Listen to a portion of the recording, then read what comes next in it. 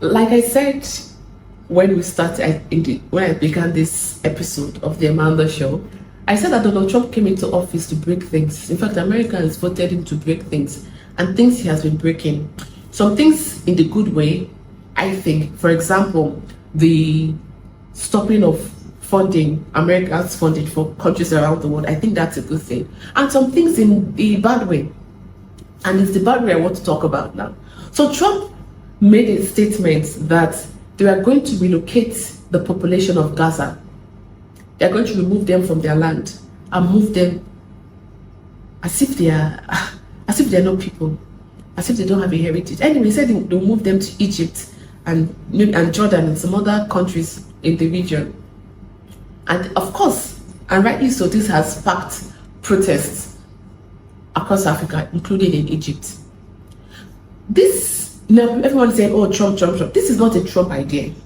This is Netanyahu's idea. It's not a Trump idea. Trump is just parroting Netanyahu's dream. The goal, if what Israel did in Gaza is not clear enough, the goal is to completely remove ethnic cleansing, is to completely remove the population of Gaza. Because when Israel, after October 7th, when Israel started its military campaign in Gaza, and breaking out buildings and killing civilians in the manner they did it, when Israel started that, Antony Blinken went to Egypt. I remember that because I watched the video.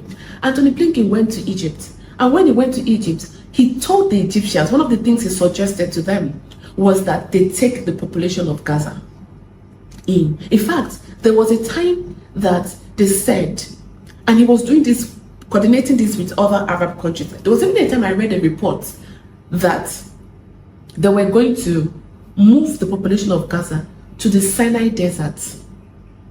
And in the Sinai Desert, that these people, Qatar was going to fund putting of tents in the Sinai Desert so that the population of Gaza would stay there. Israel said they want to remove the civilians so that they can completely destroy Hamas in Gaza. Then maybe later the civilians will come back. But everybody knows, when Antony Blinken mentioned this to El-Sisi of Egypt, he completely pushed it. In fact, he almost scolded Antony Blinken. I watched that video. It was, you can say he scolded Antony Blinken because it's preposterous. And one of the things that Egyptian media were saying back then is that if they successfully remove the civilians from Gaza, Israel will never let them come back. That is how Israel will take Gaza too. Because, oh no, you may be saying, no, Israel just wants to kill Hamas, and once they get rid of Hamas, the population will come back. All right. So you may be saying that, oh, Egypt is just being, they're not very certain of what they're saying. The population will be allowed to come back. All right. Like Israel has not done this thing before.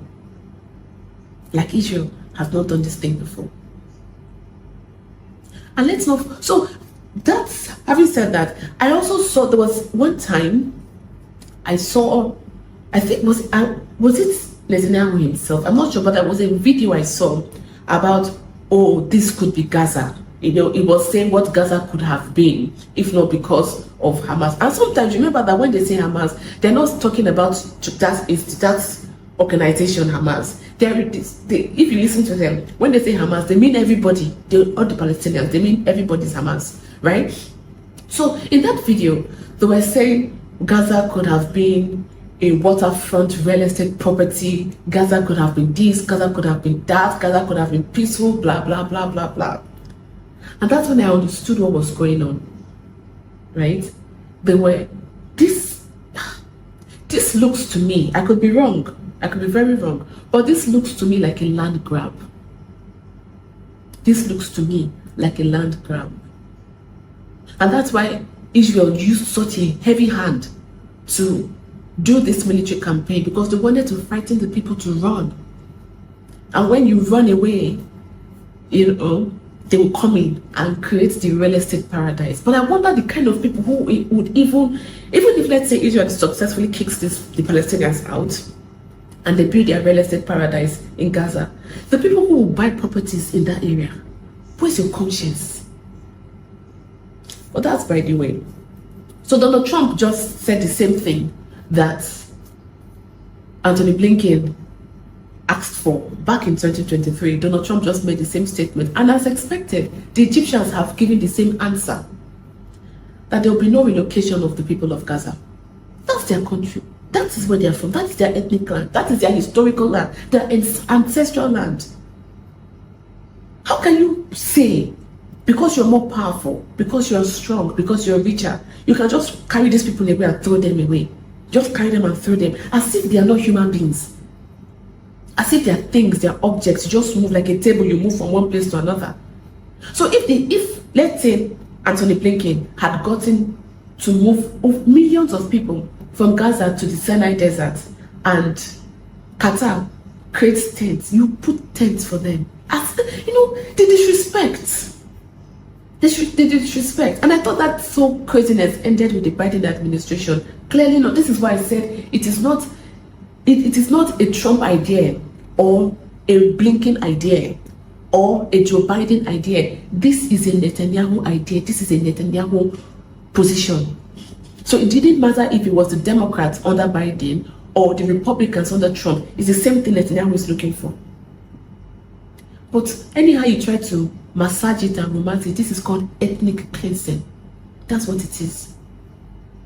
Ethnic cleansing, to grab land. That's what it is. Well, the Egyptians have refused it. And me, I said this is a bad idea. Because if Egypt is already having economic issues. Maybe that's why Donald Trump said no matter what they are cutting off aid everywhere, they will not cut off aid for Egypt, because Egypt is really a core part. Egypt is a core part of Israel's normalization in the Middle East. Let me put it like that. Without Egypt, there are a lot of things that may not turn out so nicely. So now, Egypt has been experiencing some economic issues for a long time now, for a while, right? Now think about it. You in America, one of the things that Donald Trump is clamoring for in the US is no to immigration. You want to remove the people who came to your country illegally, that they are coming to change the landscape of the United States. They want to make United States like third world country. You have complained and complained and complained and complained. Okay. Moving the people of Gaza to Egypt against the will of the people of Gaza and against the will of the Egyptians, is that not forced immigration? If you say the reasons why some certain social things in the United States are not going the way they're supposed to go, like healthcare, accommodation, and all of that, is because the illegal immigrants are coming in and they're changing the whole thing. So right now, the social benefits cannot go across because the government is taking care of more people than it's actually supposed to take care of. If that is the logic, and one of the logic against your immigration stand in the United States, why can't you follow that same logic with the Egyptians? Why Donald Trump? Why is it only America that should not be having immigration beyond its control? Why can't you afford the same sanity to Egypt? No, I guess when you're playing empire, the rules of the game are different. Rules for thee, but not for me. It does not make any sense. If you put, I think there are millions of people in Gaza. You take, even if because I know they mentioned some other countries, Egypt was there, Jordan was there. Egypt's president and the King of Jordan have both said that they won't take in displaced people from Gaza like you suggested. Is there anything you can do to make them do that? I mean, tariffs against those countries, for example? They will do it. They will do it. What makes you say that? They're going to do it. Okay? We do a lot for them, and they're going to do it. Mr. President, you've offered... As some other countries. So you move the population. Let's say you give Egypt, because Egypt shares a corridor, that Philadelphia corridor with Gaza, right? A border. You move them from Gaza, let's say 500,000. You move them from Gaza into Egypt. Would that not affect the government of Egypt? You may not say, okay, no, we'll fund them. No, you will not fund them. It's still going to take up space in the country. So leave them in their ancestral land. And you stop bombing them in their ancestral land. Is that not a better idea? Is that not a better idea for Israel to stop its main... See, is it not a better idea for Netanyahu to stop his hard-handed military campaign. Yes, they said ceasefire. Even one of the things he has been saying himself is that the ceasefire is just only the first stage they will do. They won't do other stages, blah, blah, blah, blah, blah. He has been saying it. He has been saying it. Maybe the reason why they even asked for the ceasefire was so they can push the relocation of the people of Gaza. Just leave him. Because they said, okay, if you ask for the relocation when the military campaign is going on, the people of the Middle East will not be happy. So let us give them a show of peace, of ceasefire, so that they can take the population of Gaza. No, let them stay their ancestral land. It's better than Israel to stay, to face the path. That's why I say this idea of two-state solution that the United States keeps saying that it believes in. It does not believe in it. Because if you believe in the two-state solution, whether it's the Democrats under Biden or the Republicans under Trump, this idea of relocating the population of Gaza into Egypt will not come up. You should be pushing Netanyahu and his government to ensure that the state of Palestine is. Why has it not happened over the years? Because they don't want it to. They want to take everything and still come and take part of Lebanon, and still come and take part of Syria, which they have done, and still come and take part of Egypt. Yes, the greater Israel has some land of Egypt. Yes. Go and look at all these people within the Netanyahu cabinet. Go and look at the greater Israel picture they keep showing. It also takes land for Egypt. So the idea of two-state solution is non-existent. They don't want it. They don't want it. Instead, they would rather carry the people of Gaza. As if, you see how I say people of Gaza? They had a country at one point. They want to take the Palestinians as if they are not human beings and just throw them like objects into different countries and completely forget about the problem of Palestine.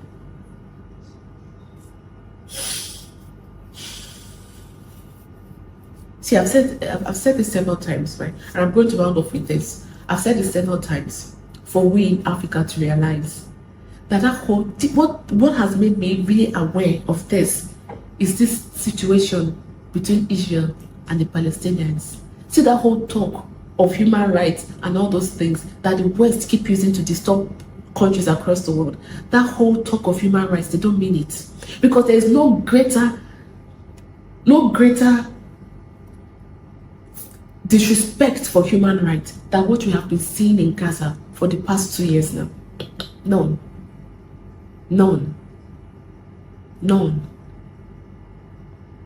They tell you one thing and then they support something else entirely.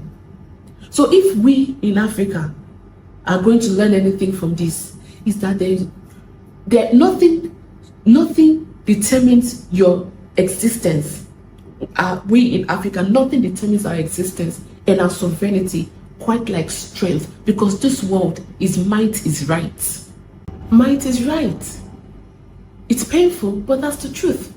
So if we are going to ensure Africa's survival, it's for us to become strong. Because the people who are looking away are not just looking away, are actually supporting what is going on in Gaza with the Palestinians.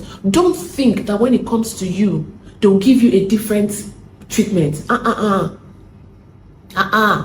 don't think so. Don't think that when it comes to, because we've even seen their history with Africa. We've seen their history. What's the difference between the way they are treating the Palestinians with the way many African nations, even Africans in general, have been treated? I can even say Africans have seen worse. Way worse. Do you get me? So for us to preserve Africa, for Africans now to begin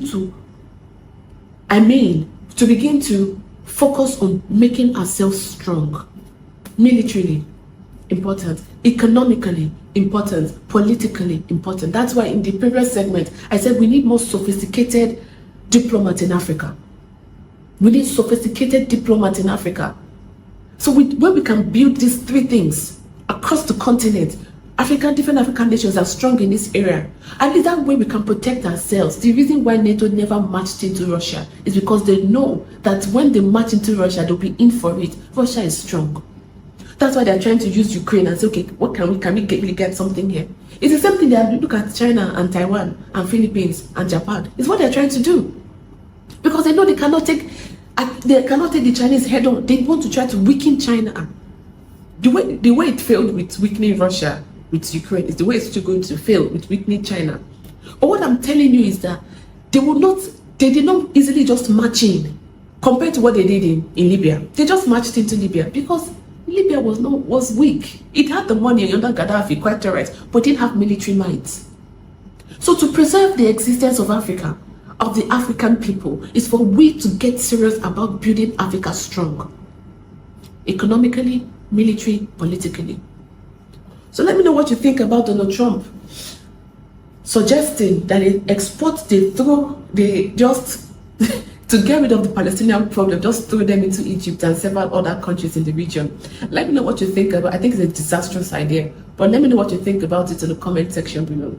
Don't forget to like this video, subscribe to this channel, and share this video with your family, your friends, everybody, so that we can amplify Africa's voice and Africa's interest in a global scale. And if you want to support the work that I'm doing here, feel free to use the Buy Me a Coffee link in the description, and it's also on the screen. And just to remind you that our African media movement is now live.